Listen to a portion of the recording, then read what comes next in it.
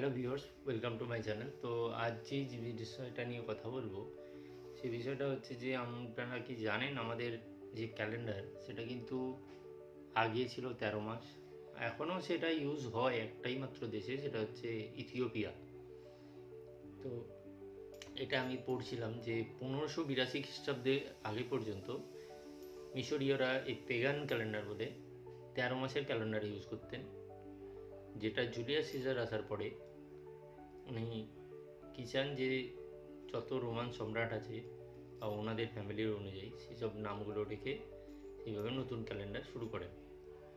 সেই কারণে এখন বর্তমানে ইথিওপিয়ায় চলছে কিন্তু 2017, আর আমাদের এখানে 2025। ইভেন এই ঘটনাটাও ঘটেছিল যে মনে লেখা ছিল যে মানে আগে লেখা আছে যে যেরকম দ্বিতীয় বিশ্বযুদ্ধ হয়েছে, তৃতীয় বিশ্বযুদ্ধ হবে এবং 2012 সালে পৃথিবী ধ্বংস হওয়ার একটা প্রভাবনা দেখা যাবে, সেখানে প্রচুর মানুষ মারা যাবে।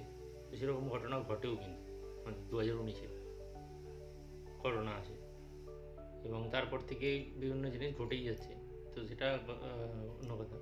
কিন্তু এই যে 2019-এ আমাদের এখানে হয়েছিল, তখন কিন্তু আপনি যদি ওই পেগান ক্যালেন্ডার হিসেবে দেখেন সেখানে কিন্তু 2012 সাল। তো এই যে চেঞ্জ, এটা আপনারা কি কোনো একবারও ভেবে দেখেছেন যে আমরা যখন 10 মাস হিসেবে দেখি অক্টোবরকে, কিন্তু অ্যাকচুয়ালি অক্টোবরের মানে এটা হচ্ছে 8। তো 8টা কেন 10 মাসে গিয়ে পৌঁছালো, আপনারা কি কেউ কারণই মাথায় আসেনি? ইভেন আমারও মাথায় ছিল না, কোনোদিন ভেবেও দেখিনি যে 10 মাসে কেন অক্টো আসছে। যদিও অক্টা আমরা সায়েন্সে ইউজ করেছি। তো যেরকম অক্টোবর, নভেম্বর, জুলাই এগুলি এলো কোথা থেকে? তো জুলাইটা অ্যাকচুয়ালি এসছে জুলিয়াস সিজারের জুল থেকে। আর অগাস্টাস ওনার ভাই, যে ওনার ভাইয়ের নাম হয়েছে সেই হিসেবে এসছে যে অগাস্টাস সিজারের থেকে এসেছে অগাস্ট মাস। তো সেই কারণে নভেম্বর, অক্টোবর এগুলো সব চেঞ্জ করানো হয়েছে। তার আগের ক্যালেন্ডার আমি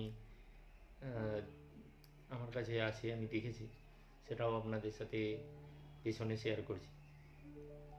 তো এই যে চেঞ্জ, এটাকে 2000 সালে আবার চেষ্টা করা হয়েছিল যে ও পুরনো 13 মাসের ক্যালেন্ডারে নিয়ে আসতে, যাতে 28 দিন ইন্টু 13 মাস মানে হচ্ছে 364 দিন একদিন এমনি ধরা হয়েছিল। তো সেটা করতে দেওয়া হবে না, এটা